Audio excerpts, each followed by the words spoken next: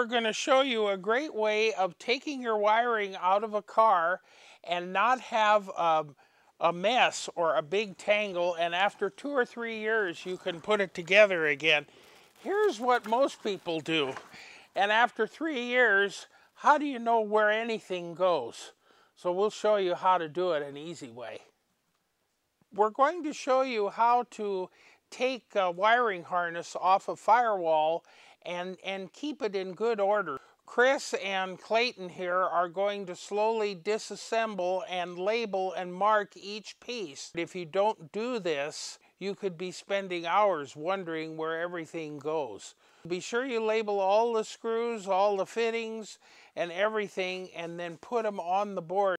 Do all your tagging on your wiring. Sharpie works really good to do this because it doesn't fade. Be sure that you put everything back. You put all the screws, all the nuts back on the same bolts as you take them off.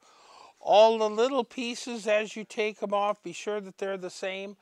The problem is if you don't, again, it becomes very confusing. All the wiring harness on this car was done the same way, and you really can't see it because it's behind the firewall, but this will give you an idea of actually how complicated it can be.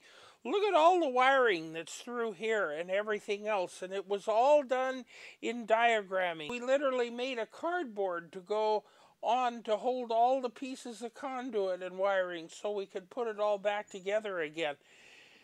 When we got done with the car, we put it back together and it actually started the first time. They have it all undone and all labeled now. We're going to move the wiring harness off the firewall and over to the pattern. The advantage of it is this will be all laid out exactly like it was on the firewall. When you do it this way, you can't really make a mistake. You can't have a problem of putting the wrong wire to the wrong place. Punch holes through the cardboard and use baling wire to baling wire the thing directly just like it was on the firewall. When a person works on a project like this, is if it gets so confusing you lose interest, and that's one thing that we really don't want people to do, is lose the interest, because restoring a car, everybody thinks it's complicated, but it really isn't. It's simple, and that if you do it right.